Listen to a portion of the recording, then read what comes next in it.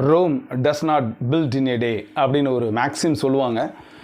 எந்த ஒரு விஷயத்தையும் வெற்றி பெறுவது என்பது அவ்வளவு எளிதில் நிகழாது. அதற்கு நிறைய விஷயங்கள் பார்க்கணும். டிஸ்கவர் யுவர்செல்ஃப் சேனல் உங்களை வரவேற்கிறது. நான் இப்போ சொன்ன இந்த மேக்ஸிம் எல்லா விஷயத்துக்கும் பொருந்தும். ஒரு வேலையை செய்வதாக இருந்தால் அது சரியாக திட்டமிடப்பட்டு அந்த கரெக்டான அந்த ரூட்டில் போனால் தான் அதை ஜெயிக்க முடியும். அதுக்கு தான் அதை சொல்லுவாங்க, Rome does not build in a day. அப்போ எந்த ஒரு வேலையும் உடனே செஞ்சு முடிக்க முடியாது. அதற்கு முன்னால் நிறையா எஃபர்ட்ஸ் போடணும், சரியாக திட்டமிடணும், சரியாக அந்த வேலையை செய்வதற்கு சரியான ஆட்களிடம் ஒப்படைக்கணும். இவ்வளோ விஷயம் இருக்குது. இதையே நாமளே செய்வதாக இருந்தால் என்ன செய்யணும்? அப்போ நாமளும் அந்த பிளானிங் போடணும். அந்த பிளானுக்கு ஏற்றவாறு நம்மளுடைய வேலையை ப்ரையாரிட்டி கொடுத்து நம்ம செய்யணும். அப்போ தான் அந்த வெற்றி என்ற கனியை கண்டிப்பாக நம்ம ருசிக்க முடியும். இல்லைனா கண்டிப்பாக முடியாது. அப்போது இந்த மேக்ஸிமுக்கும் இப்போ நாம் பேச போகிற விஷயத்துக்கும் என்ன சார் சம்மந்தம் அப்படின்னா, நிச்சயமாக உண்டு. வரக்கூடிய பிஜிடிஆர்பி தேர்வில் நீங்கள் எப்படி வெற்றியை பெறுவது, எந்த சப்ஜெக்டை சார்ந்த நண்பர்களாக இருந்தாலும் உங்களுக்கான பதிவு தான் இது. அதனால் நீங்கள் இதை ஸ்கிப் செய்யாமல் முழுமையாக பாருங்கள். நீங்கள் குழந்தையிலிருந்து இப்போ பெரியவங்க வரைக்கும் எவ்வளோ விஷயங்களை படித்து கரை சேர்ந்து வந்திருப்பீங்க. சில தோல்விகள் உங்களுக்கு ஏற்பட்டிருக்கும், வெற்றிகளையும் நீங்கள் ருசிச்சிருப்பீங்க. இரண்டையும் ஒரு டேபிள் போட்டு அனலைஸ் பண்ணி பாருங்கள். இது வரைக்கும் எத்தனை வெற்றி அடைஞ்சிங்க, எத்தனை தோல்வி அடைஞ்சிங்க. அதிகப்படியான தோல்விகளை நாம் கண்டிப்பாக சந்திச்சிருப்போம். எழுந்திருந்து நடப்பது முதல் இன்னும் பல விஷயங்கள் நாம் தோல்வியிலிருந்து தான் நிறைய பாடங்களை நம்ம கற்றுக்கிட்டு இருப்போம். அதுக்கும் சொல்லுவோம், wisdom comes from knowledge, knowledge comes from experience, experience comes only from mistakes. Mistakes விட தான் அதை நம்ம ஒரு எக்ஸ்பீரியன்ஸ் ஆக்கி அந்த மிஸ்டேக்லேருந்து எப்படி நம்ம வெளியில் வரலாம் அப்படின்ற மாதிரி நிறைய விஷயங்கள் இருக்கும். இப்போது அட்டன் பண்ணக்கூடிய அந்த முதன்முறையாக பிஜிடிஆர்பி அட்டன் பண்ணக்கூடியவர்கள் பார்த்தீங்க அப்படின்னா கொஞ்சம் பேர் இருப்பாங்க. ஆனால் 2 முறை அட்டன் பண்ணவங்க, 3 முறை அட்டன் பண்ணவங்க, இந்த மாதிரி கடந்த முறை அட்டன் பண்ணிவிட்டு சர்டிஃபிகேட் வெரிஃபிகேஷனுக்கு போயிட்டு வந்தவங்க, இப்படி நிறைய பேர் இருப்பீங்க. அப்போது உங்களுடைய அந்த விஷயங்களில் நீங்கள் ஒரு பழைய கொஸ்டின் பேப்பரை எடுத்து ஒரு அனலைஸ் போடுங்க. மொத்த யூனிட் எவ்வளவு, அந்த யூனிட்டில் இருந்து எத்தனை கேள்விகள் சராசரியாக கடந்த 5 வருடங்களாக கேட்கப்படுகின்றன, இந்த வருடம் எத்தனை கேள்விகள் கேட்கப்பட்டன, இதில் நீங்கள் எடுத்த ஸ்கோர் எவ்வளவு. அப்படி பார்த்தீங்கன்னா உதாரணமாக ஒரு 10 யூனிட் இருக்குது அப்படின்னா அந்த 10 யூனிட்டில் கேட்கப்படக்கூடிய கேள்விகளினுடைய எண்ணிக்கை எத்தனை, நீங்கள் எத்தனை அட்டன் பண்ணியிருக்கீங்க, எந்த பாடம் உங்களுக்கு புரிதல் இல்லாமல் இருக்கிறது அல்லது கடினமாக இருக்கிறது என்பதை நீங்கள் பார்க்கணும். எந்த பாடம் ஈஸியாக இருக்கிறது.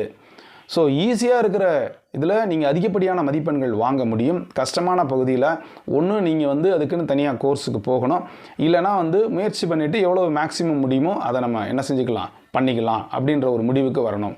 இதை போன்று தான் எஜுகேஷன் சைக்காலஜி மற்றும் ஜிகேக்கும் மொத்தம் 40 கொஸ்டின்ஸில் இதுவரைக்கும் நீங்கள் அட்டன் பண்ண கொஸ்டின்ஸ் எத்தனை, எவ்வளோ மதிப்பெண்கள் பெற்றுக்கொண்டு இருக்கிறீர்கள், அது எவ்வளவு கடினத்தன்மை இருக்கிறது, 2012 இப்போ வரைக்கும் எப்படிலாம் கேட்குறாங்க அப்படிங்கிற ஒரு அனலைசிஸை போட்டுட்டிங்கன்னா நிச்சயமாக உங்களுடைய கஷ்டமான அல்லது டிஃபிகல்ட் ஏரியா எது என்பதை கண்டுபிடிக்க முடியும். ஹர்டில்ஸ் எங்கே இருக்குது, அப்டக்கிள்ஸ் எங்கே இருக்குது, தடை எங்கே இருக்குது, ஹிண்ட்ரன்ஸ் எங்கே இருக்குதுன்னு நீங்கள் கண்டுபிடிச்சிட்டிங்கன்னா அதை எளிதாக உடைத்து விடலாம். ஒவ்வொரு முறையும் நான் சொல்வது தான், அந்த மேக்ஸிம் நாம் சொன்னக்கூடிய Rome does not build in a டேக்கும் இதுதான். இன்றைக்கி அதை திட்டமிடுங்கள்.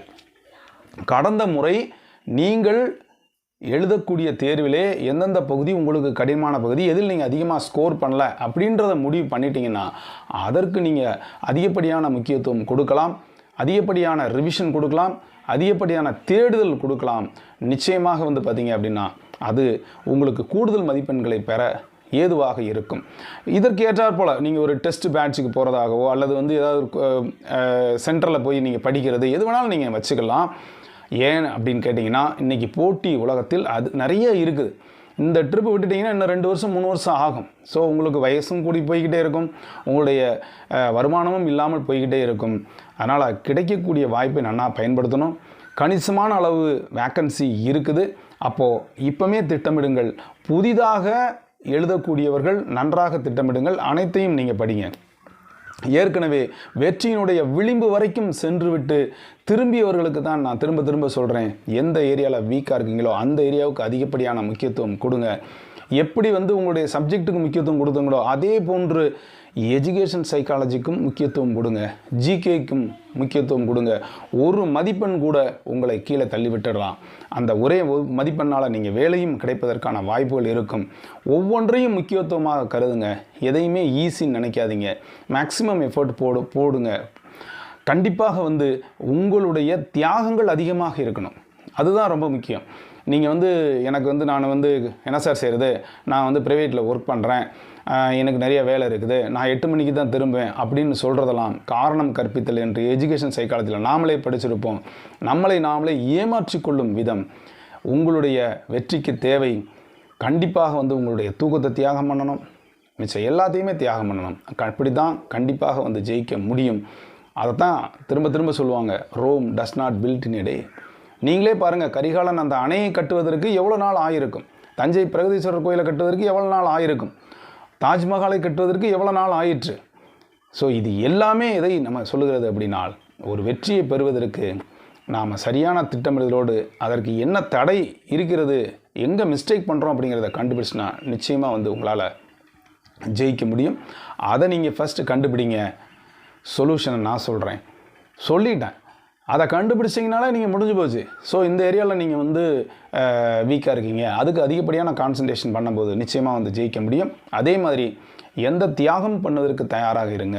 அது மணியாக இருக்கட்டும், தூக்கமாக இருக்கட்டும், சாப்பாடாக இருக்கட்டும். உங்களுடைய பார்வை அந்த வெற்றியை நோக்கி, how the blinkers were wear are the horses.